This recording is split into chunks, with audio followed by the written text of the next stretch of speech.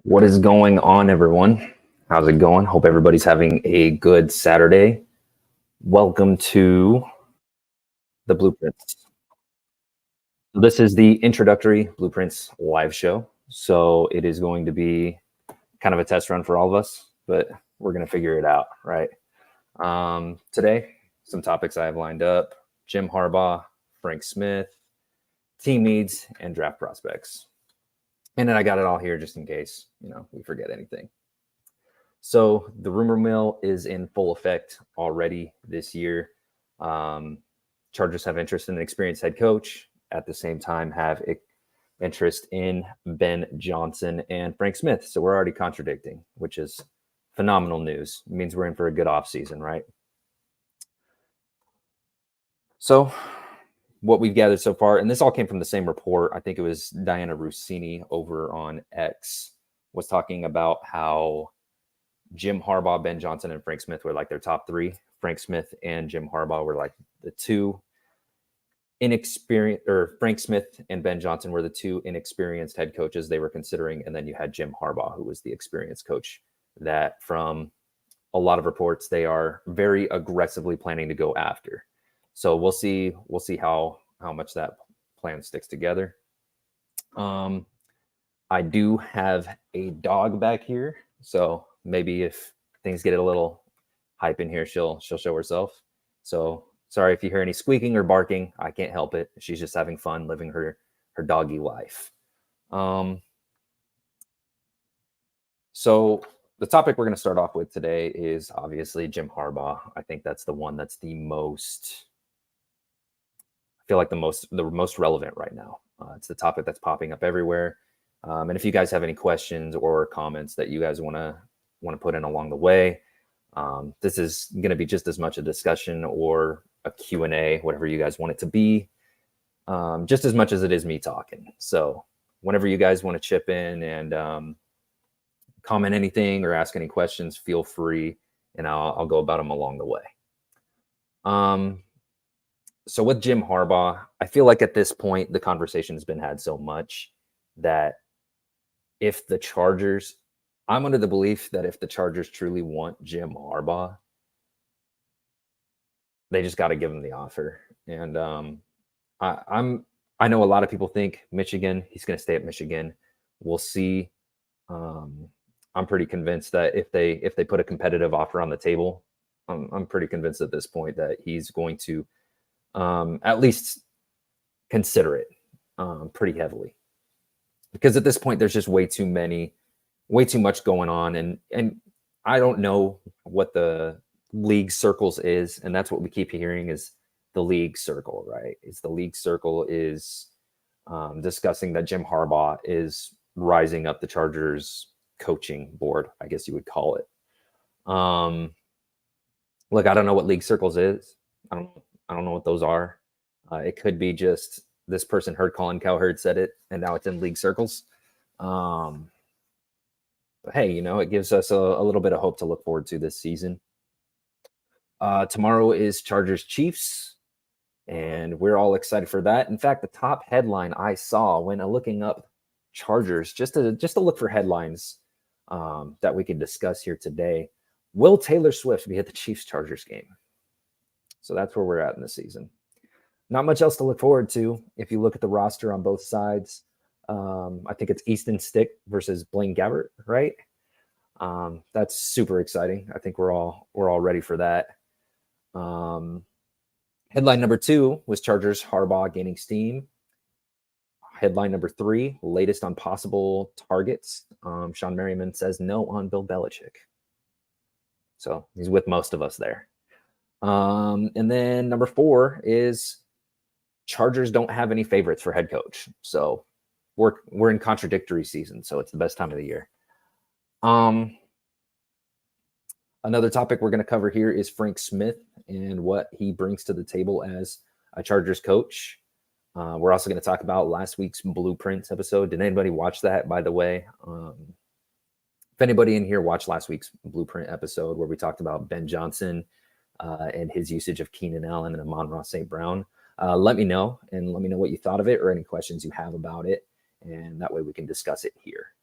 We're going to discuss team needs, so the roster, and we are going to discuss some draft prospects that fit those team needs. Draft prospects who maybe have yet to play in college football, maybe who the Chargers could trade down for, or maybe who they can stay pat and select there. So Jim Harbaugh at this point. We're gonna start mainly with this. So it's been discussed enough to where I would say at this point, Jim Harbaugh is probably. Look, my initial hunch was he's staying at Michigan. That's still, I feel like most of our hunches here is Jim Harbaugh's probably going to stay at Michigan. So we're all very hyped and we're very hopeful that Jim Harbaugh decides to move over to the Chargers. But with the amount of talk that's gone around lately with Jim Harbaugh, I think if the Chargers put a competitive offer on the table, if they do, and this is completely assumption based here. I think if a competitive offer is put on the table, that he would be the Chargers coach. But again, you look at track record, and it's hard to say definitively that the Chargers would do that. And it's also hard to say that if they do put a competitive offer on the table, that Michigan doesn't have a better one. So at this point, we're all in the dark. I think virtual interviews can start on Tuesday or Wednesday. I'm not 100% sure, but I know virtual interviews can start this week, and head coaching interviews can't start for another couple weeks. I think it was the 16th. Could be wrong on that. So Jim Harbaugh playing Monday, or coaching Monday, against Washington. I'm super excited for that game. We'll be able to, I think a lot of Chargers fans are watching that last one. It was pretty cool to go onto Twitter or X and see just the list of tweets from Chargers fans about Jim Harbaugh in the Michigan game. So that was pretty funny, pretty cool. So super excited to do that yet again on Monday. Gives us something to watch. I think most people were more excited to watch that Michigan game than they were to watch the last Chargers game. And I think that's the same case this weekend. So that's the state we're in. Next, we're going to talk a little bit about Frank Smith. So the report that came out today said that the Chargers leading candidates that they were interested in for head coach that involved inexperienced head coaches were Frank Smith and Ben Johnson. Now, I talked plenty about Ben Johnson last week in the video of blueprints we put out last week, but I want to talk a little bit about Frank Smith today, because I think if there's one thing the Chargers need to focus on heading into this season, this next season, it's protecting Justin Herbert. Frank Smith has done a lot for the Miami Dolphins that's not talked about. I know Mike McDaniel gets a lot of the credit that he does deserve. He's a phenomenal play caller. Frank Smith,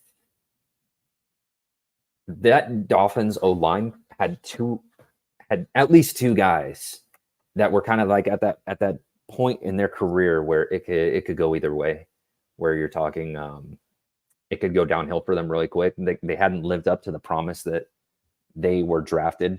One of those is Jackson over there, and Frank Smith has turned that Dolphins O-line into a really good unit. You talk about one of the best run blocking units in the NFL, and you talk about one of the best protection plans in the NFL, week to week.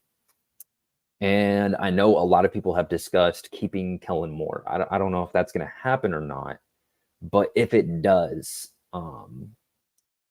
my favorite option would probably be to hire Frank Smith, not Dan Quinn. If your plan is to keep Kellen Moore and go get a coach that is willing to keep him, I would say Frank Smith is probably higher than Dan Quinn on that list. Not in terms of coaching. I would say Dan Quinn is probably a little higher in terms of head coaching like candidates than Frank Smith would be. But you talk about the things Kellen Moore struggled with in 2023, and you think about the things that Frank Smith is really good at, and it's easy to get excited for that duo. Frank Smith excels at offensive line protection plans. He's always going to have that in place. He's always going to be able to protect Justin Herbert extremely well. And that was kind of Kellen Moore's shortcoming, I think. I love Kellen Moore's route concepts. I love Kellen Moore's play designs. I love what he did early in the season, getting the screen game super involved and getting things to attack the depth behind that screen game. So it added a layer of that horizontal passing game that you want. And then took advantage of that by using the vertical passing game to kind of play behind it. So I like what Kellen Moore offers, but I think if you go and get Frank Smith and keep Kellen Moore, I would be more open to it, if that makes sense. So if they truly, because I know they sent out that list, I think it was this week, where Kellen Moore was ranked as a top 5 offensive coordinator based on league voting. So if you really want to keep Kellen Moore, I would probably make it a focus to go see if you can get Frank Smith to kind of to cover up some of those shortcomings. Now the issue with that is you're not getting your culture reset that everybody wants. I feel like all of us at this point really want a culture reset with the team, which is clearly Jim Harbaugh and Bill Belichick, even though there's some things I don't like about that. But say what you will about Bill Belichick and what he might or might not do for the Chargers, he would reset culture. So I feel like if you're going and getting Frank Smith, I don't know if that culture reset you're looking for from this year to next year would really work out.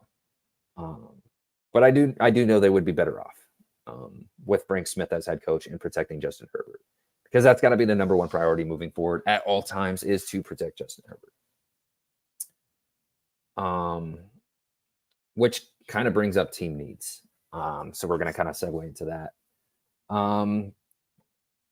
So team needs, they're picking at 6 right now, right? They're still picking at 6.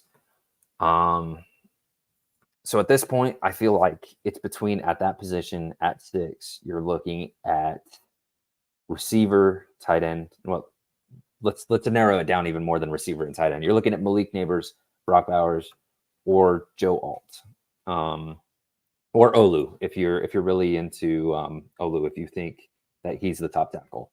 I just happen to think that Joe Alt is the number 1 tackle this year, so I'm just going with his name.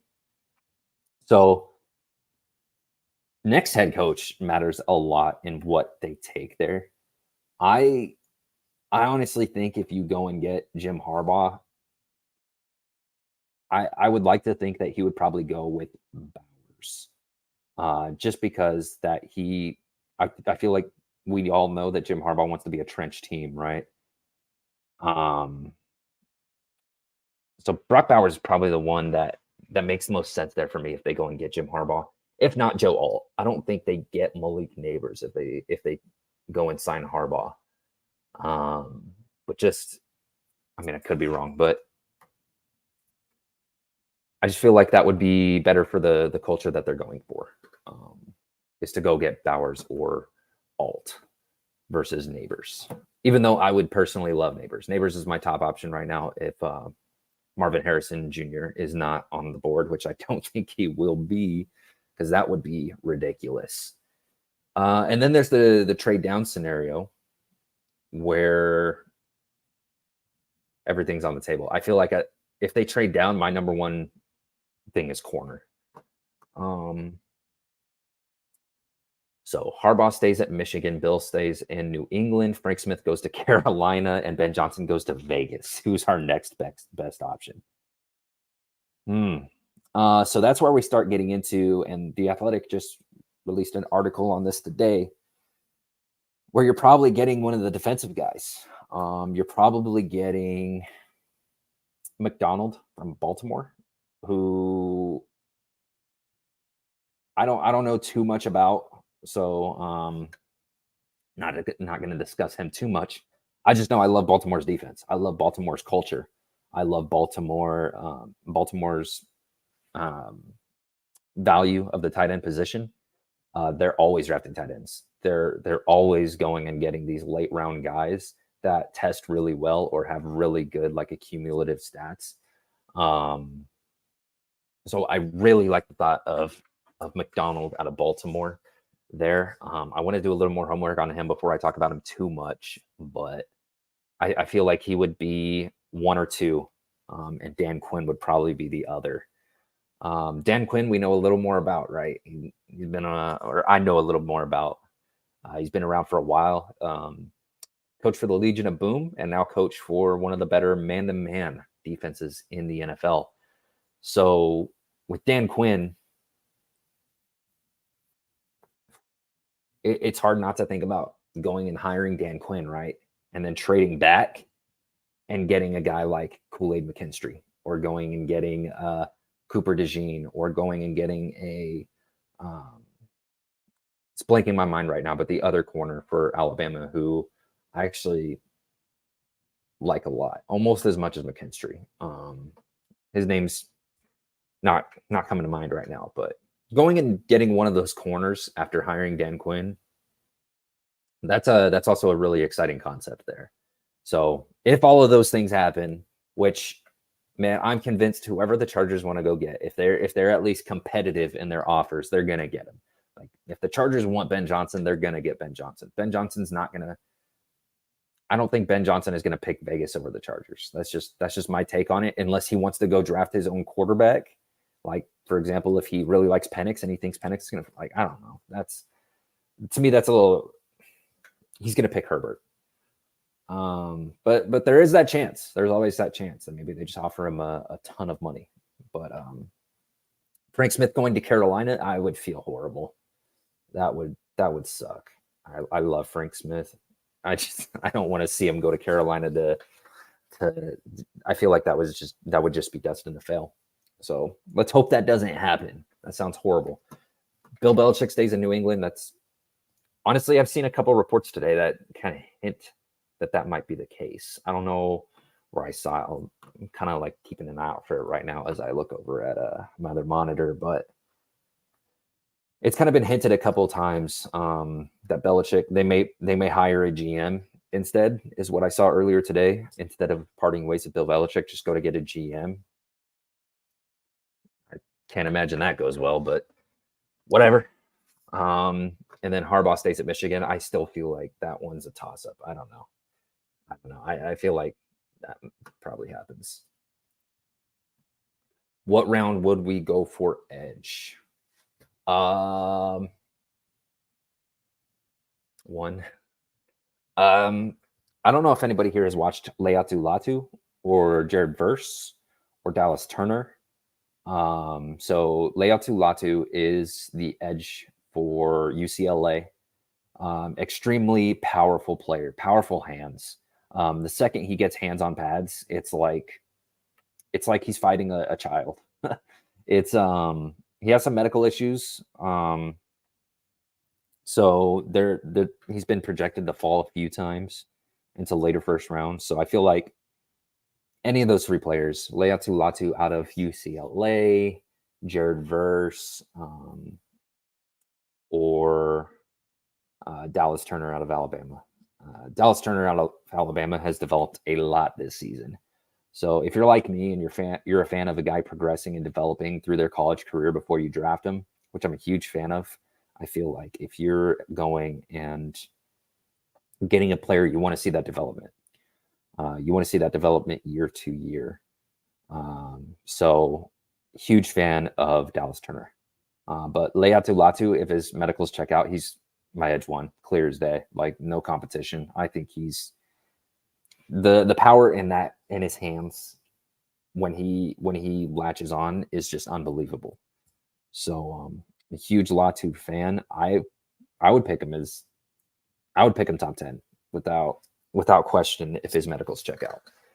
So easy round one for edge. Of course, there's other routes they can go. We mentioned trading down for a corner. They can trade down for right tackle if they want to, but Trey Pipkins just got that contract last season. And a lot of the coaching shakeup that happens this offseason, I think, fixes a lot of the issues that you have with the offensive line. I know talent has been a question of the offensive line. I know Zion Johnson has come under a lot of flack. I know Jamari Salyer has been talked about as taking a huge step back. I don't agree with either of those things necessarily. I think Zion has had some issues against early rush. If he loses early, which is not great. But that was earlier in the season. Over the last few weeks, Zion Johnson has been fantastic, and he's been a lot better at that first contact stage in the reps. So I think he's given up like 2 pressures in the last 4 weeks or something like that, or last 3 weeks. But Jordan McFadden started for him last week and also looked great. And then Jamari Salyer, I think, has just been getting a lot of unnecessary hate this year. I think Jamari Salyer's actually played a decent season this year. So he went from left tackle to right guard, and he's still showing really good reps, really strong reps. Individually, one-on-one, Jamari Salyer usually doesn't lose. Usually Jamari Salyer's losses come from stunts and twists and simulated or delayed pressures from linebackers and such like that. That's usually where his losses are coming from. Him and Trey Pipkins have had a lot of trouble with that. And then over on the left side, Zion Johnson has a lot of issues with stunts in particular. And I don't know how much of this you can attribute. I would say you could attribute a lot of that to Corey Linsley. So that's just another plus for Frank Smith as Chargers coach, which is why I was super excited to see that their top 3 options. Don't know if it's true or not. It was a very contradictory article, like I said, but Jim Harbaugh, Frank Smith, and Ben Johnson. I feel like that's a good 3 to start with there.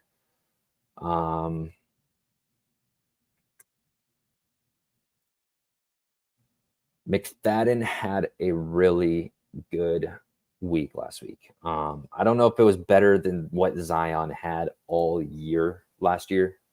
But I really liked what I saw from McFadden.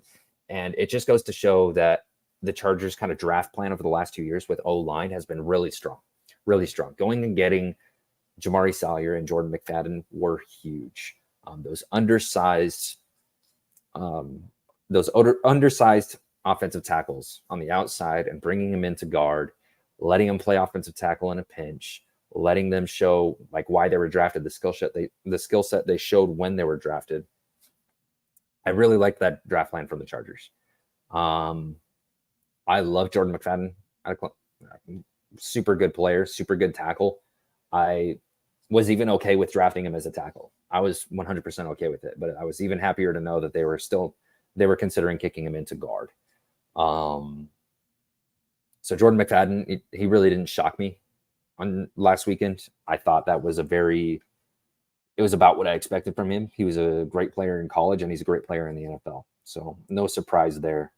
I don't know that he had a better game than Zion Johnson's had all year. Zion Johnson has had a few great games this year and a few really bad ones.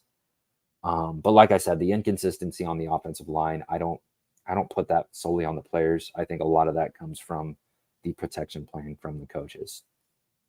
As I said earlier, guys, feel free to ask questions and comment. Like I said, I have topics lined up, but this is a conversation between all of us. So if you guys have any questions about Blueprints, the show that I put out last week, or if you guys have questions about the Chargers game this Sunday for whatever reason, I feel like not too many people are going to have questions about that one. Or if you have questions about any of the coaches, just let me know. In terms of the 3 coaches that were mentioned this morning, obviously my number 1, Jim Harbaugh. Number 2, Ben Johnson. Number 3, Frank Smith. I feel like that's why I was super happy about that report coming out, is because that's literally what my top 3 is at this point. I did a video on Ben Johnson last week with Dan and Jake. If you guys want to check it out, go ahead.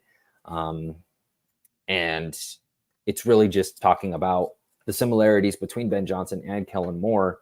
If you don't want to get rid of the things that Kellen Moore did really well with Keenan Allen, Ben Johnson is a really good hire there. If you want to keep the consistency going with getting weapons open with leverage and with manipulating defensive alignment through motions, pre-snap motions, Ben Johnson's a really good hire as well. And I already talked a little bit about Frank Smith and protecting Justin Herbert, and that just being priority one heading into next season.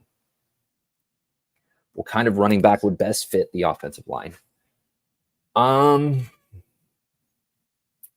really like Braylon Allen out of Wisconsin. I don't know about fit the offensive line because I'm not too familiar with that offensive line over there. But, and take a look over at Braylon Allen, his stats. But I'm a big fan of Braylon Allen just because of his pass blocking ability. The Chargers have had a big issue with pass blocking backs behind Eckler, and I don't think Eckler's returning. So that's, in terms of drafting a running back, that's probably the first thing I'm going to look for is which of these guys can pass block. And we're going to look right here at his pass blocking. He actually doesn't have a good pass blocking grade on PFF, which is funny because watching him, I think he's a great pass blocker. But the downside is you're talking a lot of mileage here. And so you're talking 3 years of almost 200 attempts on average. 230 in 2022, 185 in 2021, and then 181 in 2023. Got over 1,000 twice, 1,000 yards, that is. Great running back. I remember when he was a freshman, he had that huge game against, we'll go look at it here. Yeah, huge 200-yard game against Nebraska. So Braylon Allen is up there for me. I'm a huge fan of Braylon Allen. The running back out of Oregon as well. I haven't watched him too much, but I watched a little bit of him when I was watching Franklin, the receiver.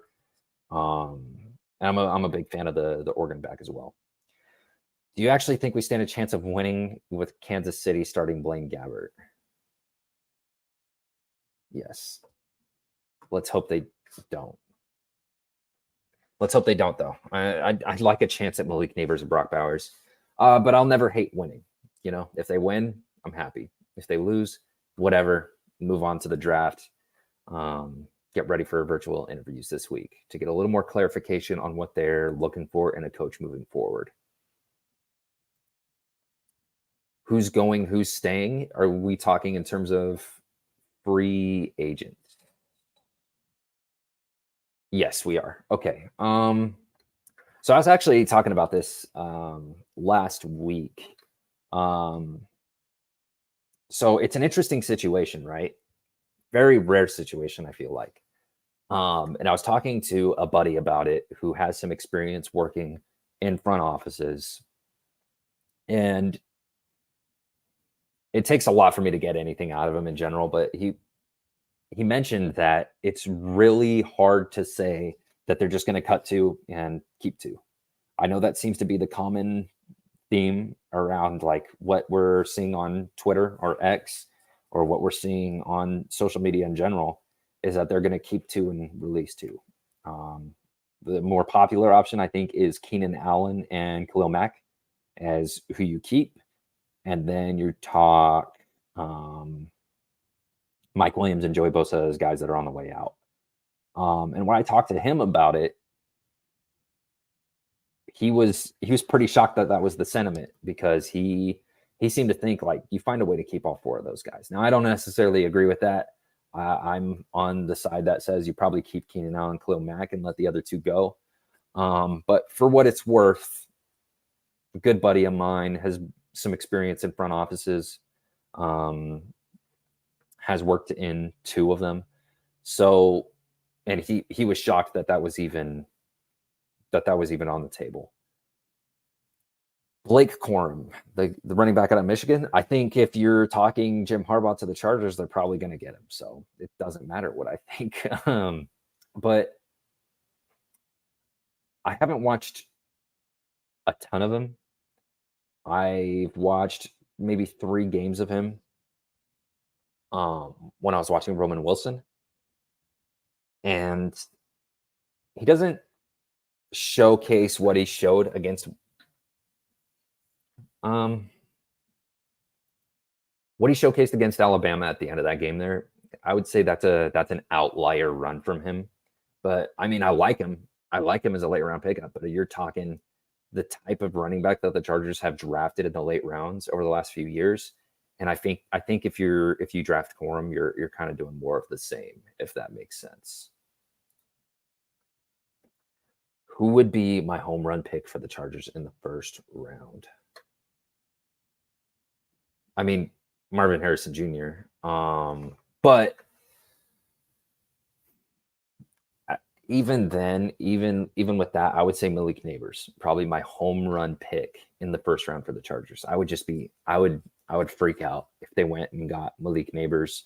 That's a completely new kind of receiver for them to draft. It shows a change in philosophy. It shows a change in like what they're looking for their offense around Justin Herbert. Like for example, if they trade back and get Odunze, I think I'm saying his name right, Odunze, I'd be like, all right, all right. But because I like Odunze quite a bit, but it doesn't really change what they've done over the last decade now. So Malik Neighbors would be that home run pick for me in the first round. If not, if they trade back and get Arnold, there's the other quarterback's name or corner's name is Arnold, or Kool-Aid McKinstry. I would be about that. I also like Nate Wiggins out of Clemson a lot. But all those corners that I'm talking about, I feel like you trade back to get those guys. If you draft one at 6, though, or if they fall to like 10 here, if they beat Kansas City and fall to like 10 or whatever they can fall to, corner, I'm fine with it. Is it possible for Eckler to come back for a smaller 1-year deal if they go Frank Smith and fix up our own line and run blocking? It's a new regime, so I would say anything's on the table, but I would say also like he has just as much a chance of staying as he does leaving.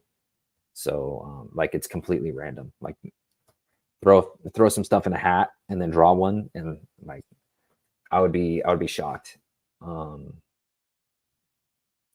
I would be shocked if they keep him, honestly. But I would say it's pretty random on what you're getting there. So for interior O line,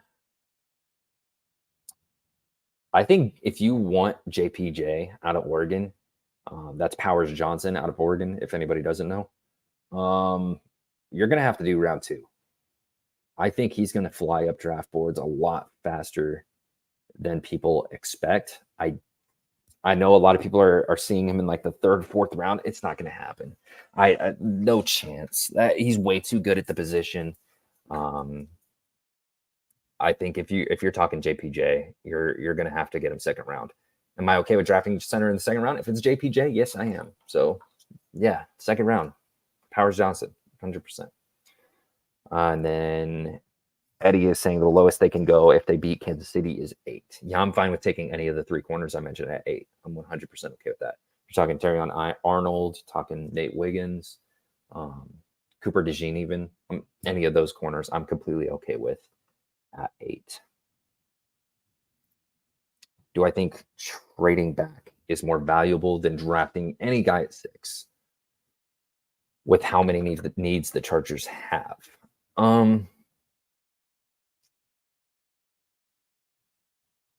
You talk about what Malik Neighbors brings to the Chargers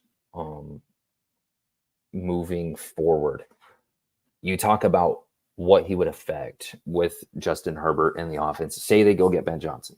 So let's take Harbaugh off the table for now, and let's say they go get Ben Johnson or Frank Smith. Honestly, let's say they get either of those guys, and then they draft Malik Neighbors.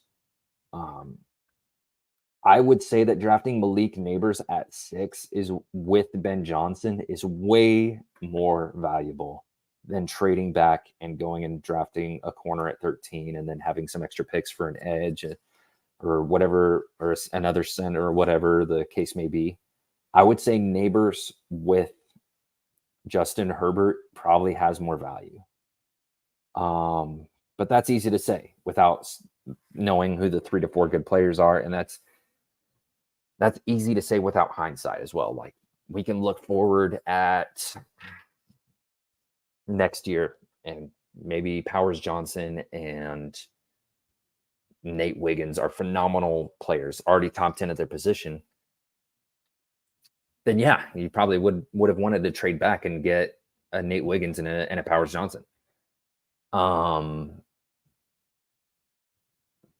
And maybe Malik Neighbors isn't as good as everybody thinks he can. I personally think he's going to be an amazing football player. He would be wide receiver 1 in a lot of drafts. Pretty much the only receiver I would put over him in the last few years is maybe Jamar Chase. I would say Jamar Chase.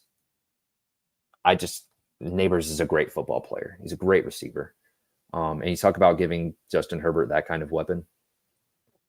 I think that's extremely valuable. So we can talk about the value between like a first round pick, like 1 first round pick, and getting 3 to 4 more picks out of that, trading back from that. But you got to think about what the 3 to 4 players are. So let's say they trade back to 12 and get Nate Wiggins. I'm assuming you get like a third or a second or a third out of that. You're not guaranteed to get another good player. You're getting another shot at finding a good player. So if you're sure that Malik Neighbors is going to be a good player, you draft him at 6. But if you're confident that you can go back and you have players that you are just as confident that will work out as just like Malik Neighbors, then yeah, you could trade back. And in theory, that's more valuable. So, for example, let's say you hit on one of those 4 picks you get for trading back. Let's say you hit on one of them, which is more common than you'd think. Shoot, let's say you hit on 2 of them. Let's say you get 2 out of the 4 picks that you traded back for. Say Malik Neighbors was there on the board at 6, and you traded back and you hit on 2 of the 4 players that from the extra picks that you get. Are those players as good as Malik Neighbors? Maybe not. So either way, it's a gamble. It's a gamble to stay put, and that's what makes the draft fun. Is you're not getting guarantees here. It's a gamble to stay put and take Malik Neighbors. It really is. But I do think that Malik Neighbors is going to be a great player in the NFL. So if you want to take the risk of trading down and missing out on him or Brock Bowers, yeah, you could do it. I wouldn't be mad at it. This is probably the year I wouldn't do it compared to all the other years that they have passed on that opportunity. And I've said, man, you got to trade down. But this year is probably the year I would stay put. 100%. 100%. If somebody throws a farm at him, because these quarterbacks are rising fast. We're now talking about Jaden Daniels. It's a top 5 pick. And we're talking about Michael Penix as a top 5 pick, potentially. We're talking about people are putting Bo Nix in the top 15. So yeah, there's that opportunity that somebody, even picking 12 or 11, you're talking any of those guys. Like, let's look at the draft order here. Let's take a little look at the NFL draft order.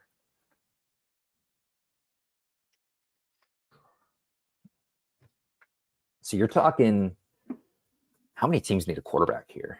Chicago might need a quarterback if they move on from Fields. Washington needs a quarterback. New England needs a quarterback. Arizona is going to take Malik Harrison. Or Marvin Harrison, not Malik Harrison. I'm putting Malik Neighbors and Marvin Harrison together. Can we get that, please? Can we get that generational receiver? Giants need a quarterback. So we already 1, 2, 3. Chicago, maybe we'll leave Chicago off of it. So we already got it 3. Tennessee has their guy. New York probably should draft a quarterback, but if they're going to run it back with Rodgers, I would say they probably don't. Atlanta needs a quarterback. Vegas needs a quarterback. Minnesota might need a quarterback. New Orleans needs a quarterback. Denver needs a quarterback. That's the top 14. A lot of players that in there that needed a quarterback. I would say even Pittsburgh at 18, you can make an argument that they should probably trade up and get a quarterback. So, yeah, we're talking between the quarterbacks we have, and we'll see the consensus on like where these quarterbacks are rated more down the line. But right now we're looking at 5 first-round quarterbacks. Caleb Williams, Drake May, Jaden Daniels, Michael Penix, and Bo Nix. Bo Nix is being talked about as a top 15 pick lately. Michael Penix is being talked about as a top 10 pick lately. JJ McCarthy is being talked about. So you're talking about a 6th first-round quarterback because JJ McCarthy is up there. And then there's some mid-round options too, but not really relevant to the conversation we're having. But yeah, you're talking 6 quarterbacks here that are being talked about in the first round. And if a team gets desperate enough and throws the entire draft board at the Chargers, yeah, do it. Keep taking quarterbacks. And if Malik Neighbors is gone, Brock Bowers is gone, or Marvin Harrison Jr. is gone, then yeah, trade back and go get yourself a corner. So I like Odunze. Somebody tell me how to pronounce Odunze, please. Is it Odunze or Odunze? I like him.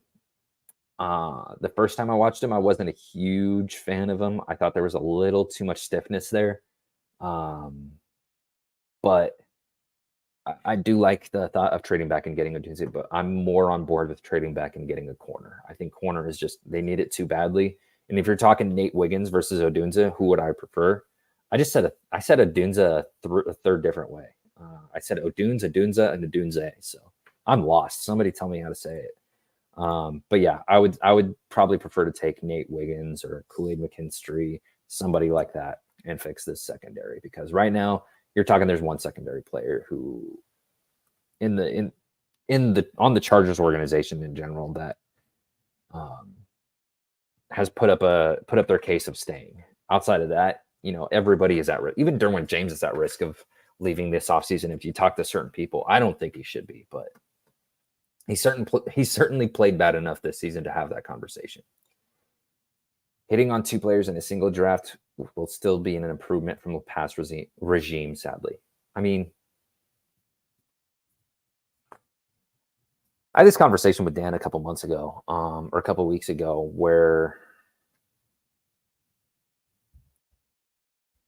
if you look around the league, even at the Patriots, the Kansas City Chiefs, and I can't remember the third team we listed there, the Baltimore Ravens. The hit rate and the miss rate is not that far apart from like the Chargers, the Ravens, and the Chiefs. It's just not. It's actually interesting to look at. It's just the players they hit on are more impactful and they retain them. I think retention has been the big issue. I don't think drafting has been a huge issue. I think retaining players has been an absolute huge issue. And then QBs will just jump in the draft all the time. Remember, we were talking about who was the quarterback that came out and what's drafted to the Tennessee Titans like 3 years ago out of Liberty? Malik something. I keep wanting to say Malik Neighbors. Quarterback out of Liberty, Malik Willis. There we go. Remember, he was being talked about for a little bit there on social media as a top 5 pick. And then ended up going and falling multiple rounds, not even going in the first or second round. I think it went in the third. So it's just they'll climb up the board and they'll fall, and combine will happen and people will freak out. But yeah, I think with the amount of teams in the top 15 or the top 18, if you include the Steelers, that need a quarterback, I think you could see a run on them. Who is my lock for Houston at Indianapolis? Gus Bradley is the defensive coordinator for Houston, right? Or for Indianapolis, right? And CJ Stroud has absolutely destroyed cover 3 defenses this year. He has hit the seam better than almost any rookie I've ever seen. And the seam is exactly where you want to throw against cover three. I'm taking the Houston Texans over the Colts. I think CJ Stroud is going to destroy that defense. I think he's just going to walk it down the field all day. But we'll see. Are you talking about NFL Stock Exchange, Connor Rogers, right? And then Trevor. So if how did I pronounce it the first time? Odunze. If that's how they say it, then I'll roll with that. So a lot of different directions the Chargers can go. If we're talking, I'm actually curious to know your guys' thoughts. How would you guys feel about trading down and getting a corner and passing on a Malik Neighbors and Brock Bowers? I mean, it would be interesting. You're opening up more of an opportunity to go draft a Powers Johnson, draft a center in the second round, early second. Oh, there's Dog. So if you're talking about drafting a center early in the second, if you're somebody who doesn't value center a lot, then yeah, you'll like the idea of trading back and going and getting Powers Johnson in the second and maybe deflating the value of that a little bit because you were able to trade back. They really should get Brock over Neighbors. So I see this. I see both sides to this argument. I know when I watched Brock Bowers, I forgot I was watching a tight end. Completely forgot I was watching a tight end. I thought I was watching. I was just watching a playmaker. Is what I was watching. To label him as like, oh, you don't draft tight ends early. I don't think that's fair. And a lot of people are pointing at Kyle Pitts as a reason you shouldn't. Kyle Pitts' talent is not in question. Nobody is questioning the selection of Kyle Pitts in the early first. Nobody's questioning the talent evaluation there. He is a phenomenal tight end. He is really good at what he does, and he's a playmaker, and he was worth the pick. It's just they have issues there in Atlanta that with coaching and players that just make the pick look worse than it was. I still think Kyle Pitts was a phenomenal pick for them. So I don't get the argument that look at Pitts. That's why they shouldn't draft Brock Bowers. Drafting Brock Bowers over Malik Neighbors. I just like Malik Neighbors too much. It has nothing to do with tight end value. It has nothing to do with Brock being like not a good player. I like Brock Bowers a lot. I would draft him there. I would. I just like Malik Neighbors more. That's it. I just like Malik Neighbors more. It really has nothing to do. It has nothing to do with Brock Bowers being the reason that I want Malik Neighbors so bad at 6. It has everything to do with Malik Neighbors. I think if you're talking any other draft from the past 10 years outside of Jamar Chase, Malik Neighbors would be my wide receiver one. So I don't fault you for wanting Brock Bowers over Malik Neighbors. I think that's a fine take to have. And in a lot of drafts, I would agree that Brock Bowers would be my selection, but I just like Malik Neighbors a lot. And you do like that is a good argument that Neighbors doesn't contribute to the running game as much as Brock Bowers would. If you use Malik Neighbors right, he would. If you get a really good horizontal game going, like the Chargers have failed to do on a consistent basis this year, then I think he could. But I get where you're coming from 100%.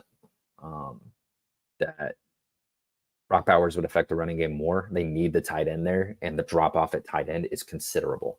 Like there's still receivers I like a lot in the first and second, or in the second and third rounds that I would be all on board taking. Not a lot of tight ends in day 2 that I'm fully on board on. I think you're missing some other great players if you take tight end in day 2. So I completely get it.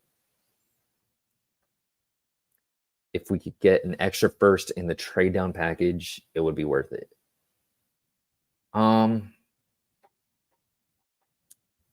I don't think you're staying in the top 10 if you're getting another first round pick out of it. I think you're falling far.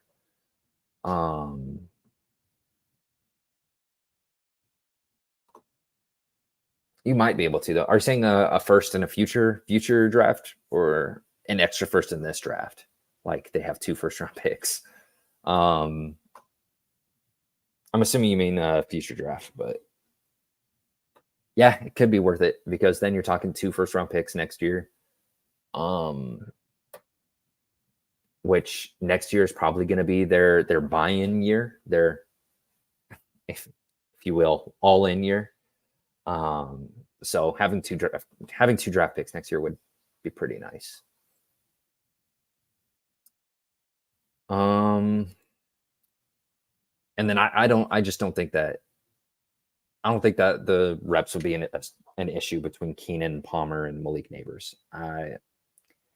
I think you get all 3 of those guys on the field rather easily, especially with how good Keenan Allen has been on the outside this year, and how good Malik Neighbors is on the outside as well. Like, I don't think that's a huge issue to have. And we'll look for Malik Neighbors right here. I want to look at his alignment. I have it written down somewhere. I'm not going to look for it right now.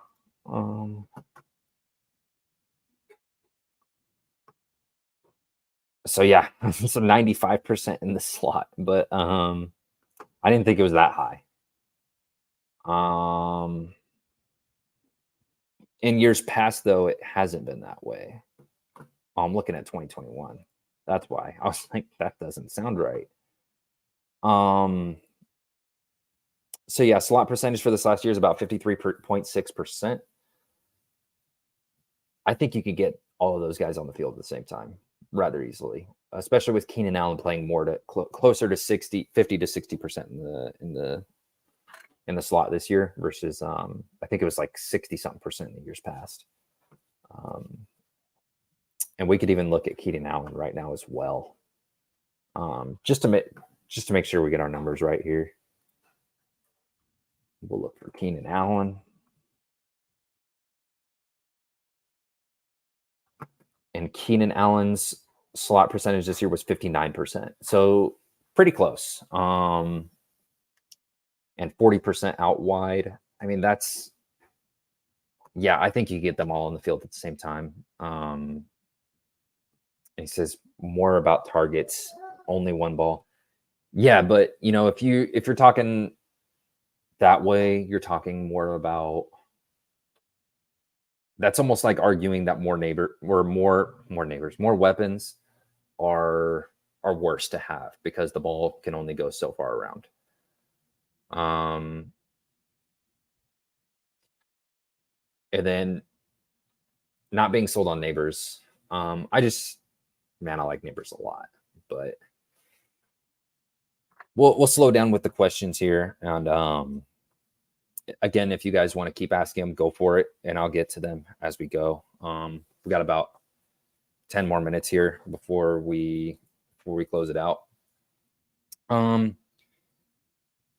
So I feel like we'll revisit the first topic that we visited today, which is Jim Harbaugh. I know Jim Harbaugh at this point is kind of like the dream. I would say if you look at 3 weeks ago, if you asked me 3 weeks ago if they're going to get Jim Harbaugh, I would say I was even on record of saying like 10%, 11%, 12%. I'm probably closer to like 50, 60% right now. I think that's being overly hopeful, but just from the amount of stuff that's come out, and I mean, you can't overly trust it too much, but just from the amount of stuff that has come out over the last week, and just how it sounds around the league circles, I'm almost confident that they go and get Jim Harbaugh. And like I said, from that report today, it looks like their top 3 is Jim Harbaugh, Ben Johnson, and Frank Smith, which I love that top 3. And I know a few of you in here like the idea of Frank Smith as well. So if they can't get Jim Harbaugh, I would say Frank Smith is a great consolation prize. Ben Johnson is a great consolation prize. to go and get. So super happy to see that report. But at the same time, it was also a contradictory report saying that they prefer experience, but their number 2 and number 3 guys are Ben Johnson and Frank Smith. So that's just a little bit silly. Other than that, we already talked about draft prospects. We pretty much touched on team needs. Outside of free agency, I mean, I don't know. I don't want to cover free agency yet. We're not at that point. Next month, I'll have a video out on free agency, and then we'll discuss it more then.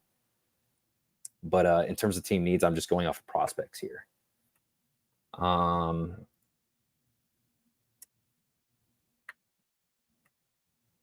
actually curious to know how you talked yourself into Bill Belichick, because I would like you to share with everybody else here, because I'm not convinced. So share if you can. So pluses with Bill Belichick: culture changes. You're going to have a great defense. Like, no question, they are going to have a great defense if they go and get Bill Belichick, especially if they keep Derwin James, if they keep Khalil Mack, they have Asante Samuel Jr.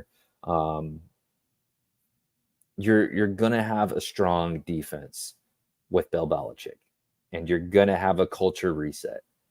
I'm worried about personnel changes down the line.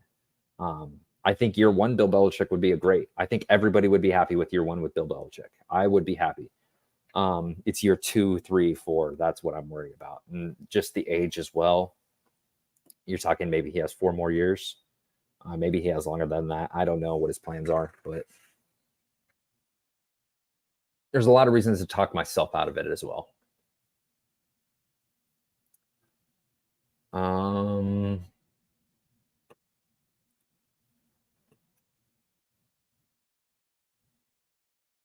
So yeah, I've seen that too. I think you're referring to Don Yee as well, being his agent. I don't know anything. I just know what I keep seeing over and over again. Maybe they get him, maybe they don't. I'm still at a 50% right now. I'm still not overly confident, but I'm at a point where it's being talked about so much, and so many tidbits have come out, and so many people have backed this up, that it's not looking as far-fetched as it was a week ago, for example, where I had no confidence that was going to be a thing.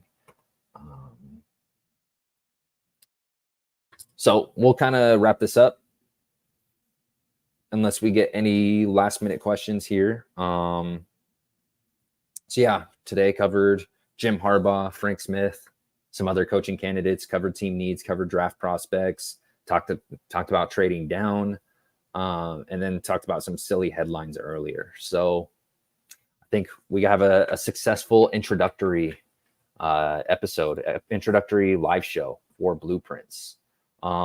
Blueprints, new show for Chargers Unleashed. Had our first episode last week about Ben Johnson, Keenan Allen, and Amon-Ra St. Brown. Highly encourage you guys to go and watch that if maybe you're not sold on Ben Johnson, or maybe you are sold on Ben Johnson and just want to watch a video about it. So we're not gonna end quite yet, because we're actually gonna discuss this last one right here. Brian Flores more than Bill Belichick. That's another good argument to have, is that you look at the defensive candidates across the league. You look at McDonald out of Baltimore. You look at Brian Flores out of Minnesota. There are some good defensive candidates out there where I'm pretty confident that those kind of guys get you a great defense. So if the argument is go get Bill Belichick because he's going to get you a good defense, I get it. And I also get that he had Brady for a lot of years, and you're talking about giving him Herbert now. But the thing, I'm not concerned about that as much as I'm concerned about what coaches does he bring in? What's the personnel he brings in from year 2 to year 3 to year 4? That's what I'm worried about with Bill Belichick. So just to clear that up before we wrap it up. Appreciate everybody watching. We'll probably have 2 of these a month, where you guys get just me, and hopefully we get Dan and Jake on there, a couple of them as well. And the goal is to do at least 1 of these or 2 of these in between each of the theater episodes that I release. Those theater episodes being the Ben Johnson episode I released last week. So Appreciate everybody showing up. Appreciate everybody watching. Make sure to leave a like and provide any feedback you can, and see you guys in the future.